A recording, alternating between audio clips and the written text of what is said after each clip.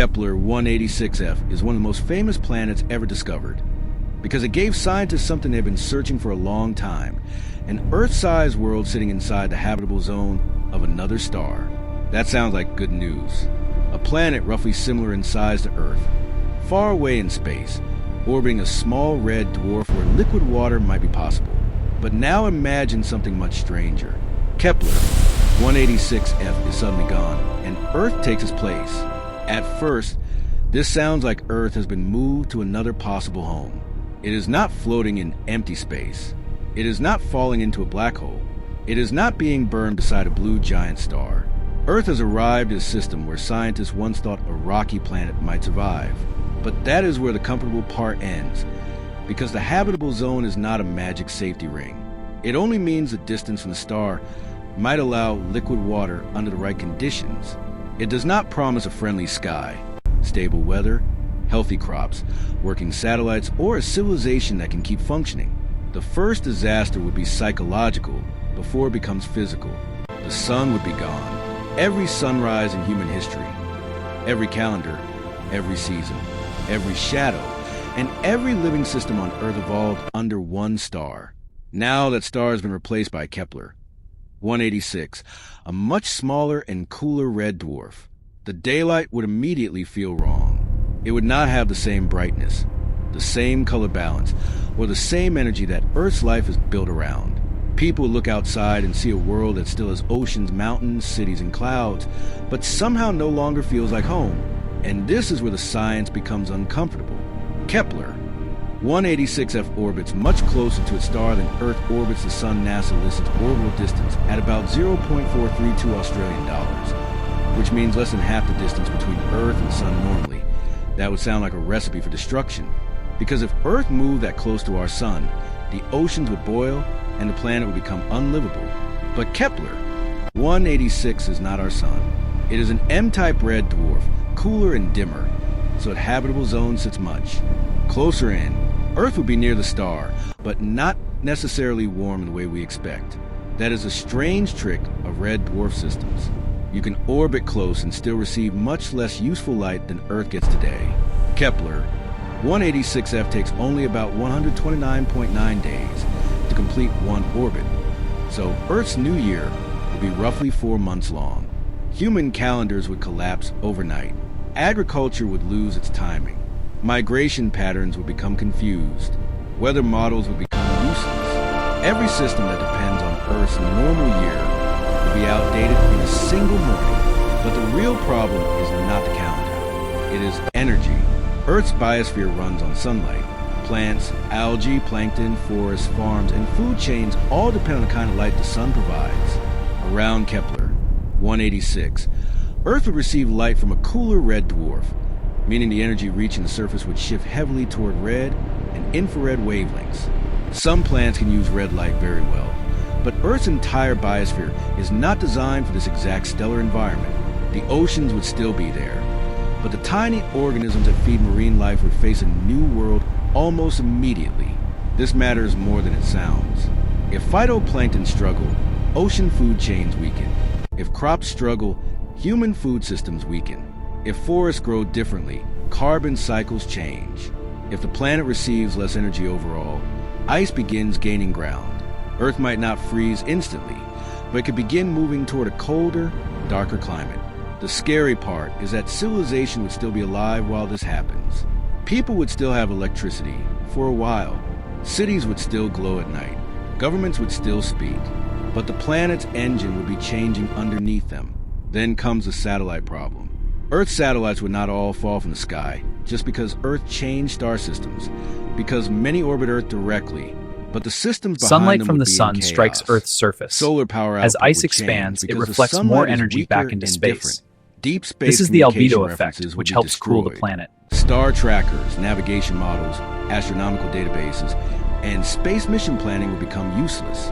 GPS could still function locally for some time, but the entire global space infrastructure would be operating in a sky it was never designed for, and the moon would become one of the biggest questions in the entire scenario. If Earth replaces Kepler, 186f of the moon still attached, then Earth keeps its tides, its familiar companion, and some stability in its axial tilt. That would be the better version. But if Earth appears alone without the moon, the consequences become much darker. The moon helps stabilize Earth's tilt over long periods. Without it, Earth's climate could become more unstable over deep time, and tides would become far weaker. Coastal ecosystems, ocean mixing, and biological rhythms would all change. Even if the moon comes with us, the night sky will be completely rewritten. Every constellation would disappear. Orion, Ursa Major, Cassiopeia, the Southern Cross, all of them would be gone or shifted beyond recognition, because Earth is now hundreds of light years from where those patterns made sense. Astronomy would not just become difficult, it would become emotionally disturbing. Humans would realize that the sky, one of the oldest maps in our species' memory, no longer belongs to us. Now the big question is whether Earth would stay warm enough. Kepler 186f has often been discussed as being a habitable zone, but near the cooler outer side of that zone, if Earth receives much less stellar energy than it received from the sun, temperatures could drop, ice sheets could expand, snow would reflect more, light back into space, causing more cooling. This is called an ice albedo feedback, and it is one of the most dangerous climate traps a planet can face. More ice creates more reflection creates more cooling, and more cooling creates more ice. Earth does have a powerful defense. Its atmosphere. Greenhouse gases trap heat, and Earth's oceans store enormous amounts of thermal energy. That means the planet would not become a frozen ball overnight. The oceans would resist rapid cooling. The atmosphere would keep moving heat around. The tropics might remain livable for a long time, but the edges of the world would begin changing first. Polar ice would expand. Winters would become harsher. Growing seasons would become shorter. Food production would become the first major human battlefield. The producer-style twist here is that the biggest danger is not instant death. It is slow survival. Earth might survive the move, but human civilization could start breaking under the adjustment. We are not built as a species to calmly redesign global agriculture, energy, navigation, economics, and climate strategy under an alien red star. The planet may remain physically alive while human systems begin failing one by one. And red dwarfs bring another problem. Many red dwarf stars can be active, especially when young, producing flares that blast nearby planets with radiation. Kepler 186 is not the most extreme red dwarf known, but living close to a smaller star always raises the question of stellar activity. Earth has a magnetic field, which protects us from charged particles from the sun. That protection would become even more important in a red dwarf system.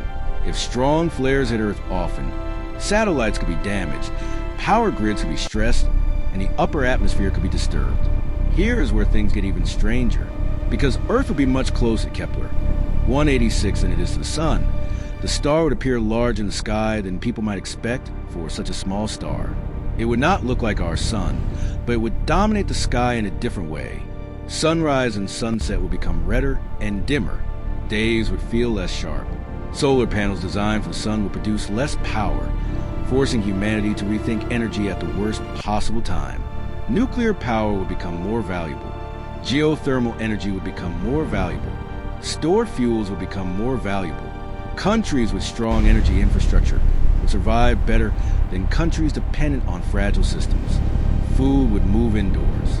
Greenhouses would become national security assets. Artificial lighting would become as important as farmland. The richest countries would try to protect their food supply first, and the poorest regions would be hit hardest. That is usually the hidden part of space disaster stories. The planet changes, but humans do not suffer equally. A colder Earth around Kepler 186 would create new winners and losers. Some equatorial regions might become more important because they stay warmer. Some northern regions could become harder to inhabit. Ports could freeze more often. Crop belts could shift. Governments would fight over energy, food, and migration. The cosmic event will become a political event very quickly. But Earth is not helpless. This is still Earth. It has a thick atmosphere compared with many rocky worlds. It has oceans. It has an active geology system. It has life that has survived ice ages, asteroid impacts, supervolcanoes, and mass extinctions. Microbes would adapt fastest. Some plants would adjust over generations. Humans would use technology to force survival where nature becomes difficult. The planet would not simply give up. The most interesting possibility is that Earth could become a different kind of living world. Not dead, not familiar, but changed. Forests might thin in some regions and expand in others. Ocean ecosystems could reorganize around species that handle the new light and temperature better. Human cities might become more enclosed, more controlled, and more dependent on artificial environments. The surface would still be Earth, but the lifestyle will become partly planetary and partly space station-like. The biggest long-term question will be whether Earth can maintain stable liquid water. If the greenhouse effect is strong enough and the atmosphere remains healthy, oceans could survive. If cooling runs away too far, sea ice could spread across much of the planet. If the planet enters a snowball state, life would not necessarily disappear, but complex civilization would face a nightmare. Humans could survive in protected zones, underground habitats, heated cities, and controlled farms, but the open natural world will become far less generous. And remember, Earth would now be 500 plus light years from home.